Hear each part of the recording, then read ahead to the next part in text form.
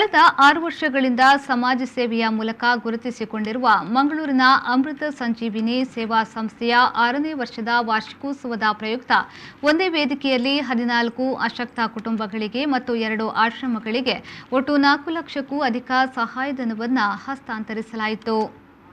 ಮಂಗಳೂರಿನ ಅಮೃತ ಸಂಜೀವಿನಿ ಸೇವಾ ಸಂಸ್ಥೆಯ 6ನೇ ವರ್ಷದ ವಾರ್ಷಿಕೋತ್ಸವದ ಪ್ರಯುಕ್ತ ಬಡ ಕುಟುಂಬಗಳಿಗೆ ಸಹಾಯಧನ ಹಸ್ತಾಂತರ ಕಾರ್ಯಕ್ರಮವು ಗುರುಪುರದ ವಜ್ರದೇಹಿ ಮಠದಲ್ಲಿ ನಡೆಯಿತು. ಕಾರ್ಯಕ್ರಮವನ್ನು ವಜ್ರದೇಹಿ ಮಠದ ಸ್ವಾಮೀಜಿಗಳಾದ ಶ್ರೀ ರಾಜಶೇಖರಾನಂದ ಸ್ವಾಮೀಜಿಯವರು ದೀಪ ಬೆಳಗಿಸಿ ಉದ್ಘಾಟಿಸಿದರು. ಬಳಿಕ ಮಾತನಾಡಿದ ಅವರು, ಅಮೃತ ಸಂಜೀವಿನಿ ಸೇವಾ ಸಂಸ್ಥೆ ಕಳೆದ 6 ವರ್ಷದಿಂದ ಯಾವುದೇ ಫಲಾಪೇಕ್ಷೆಯನ್ನ ಬಯಸದೆ ಸಮಾಜದ ಸೇವೆಯನ್ನ ಮಾಡುತ್ತಿದೆ. 1 ಕೋಟಿಗೂ ಮಿಕ್ಕಿ ಸಹಾಯವನ್ನ ಮಾಡಿದ್ದಾರೆ. ಹಣವನ್ನ ಸಂಗ್ರಹ ಮಾಡಿ ಯಾರಿಗೆ ಅವಶ್ಯಕತೆ ಇದೆಯೋ ಅವರನ್ನ ಆಯ್ಕೆ ಮಾಡಿ ನೀಡುತ್ತಿರುವುದು ದೇವರು ಮೆಚ್ಚುವ ಕೆಲಸ ಎಂದು ಹೇಳಿದರು.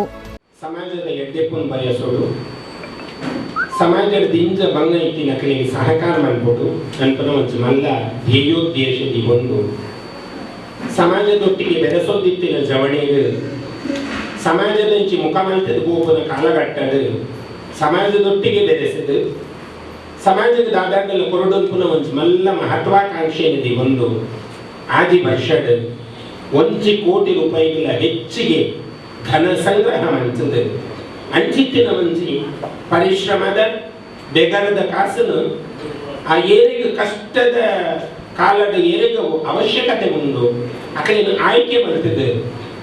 ಆ ಒಂದು ವ್ಯವಸ್ಥೆಯನ್ನು ಅಕಲ್ನ ಇಲ್ಲದ ಕೊಲ್ಬೋದು ಎತ್ತಾವನ ನಿಸ್ವಾರ್ಥ ಸೇವೆಡ್ ಅಮೃತ ಸಂಜೀವಿನಿ ಆದಿ ವರ್ಷ ಬಹಳ ಮಲ್ಲ ಪುಗಾರ್ತ್ಯದ ಕೆಲಸ ಪದ್ಯ ಉರ್ದುನ ಒಂದು ಪಂದ್ರೆಗೆ ಬಹಳ ಕೊಂಡಾಟ.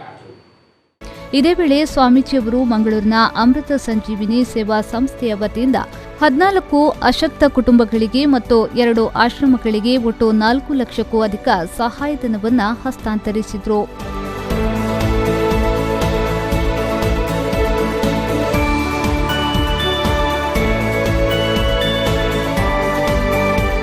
ಅಮೃತ ಸಂಜೀವಿನಿ ಸೇವಾ ಸಂಸ್ಥೆ ಕಳೆದ 6 ವರ್ಷಗಳಲ್ಲಿ 70 ಮಾಸಿಕ ತಿಂಗಳು, 226 ಯೋಜನಾ ಕುಟುಂಬಗಳು, 196 ತುರ್ತು ಯೋಜನಾ ಕುಟುಂಬಗಳು, ಹೀಗೆ 422 ಕುಟುಂಬಗಳಿಗೆ ಒಟ್ಟು 1,04 ಲಕ್ಷಗಳಷ್ಟು ಸಂಜೀವಿನಿಯ ಸಹಾಯ ಹಸ್ತ ದೊರಕಿದೆ.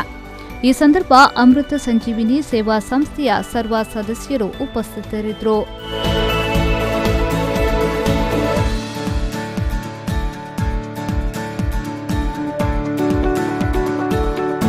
ಪವನ್ ಕಾಜ್ಮಡ್ಕ, ವಿ4 ನ್ಯೂಸ್, ಮಂಗಳೂರು.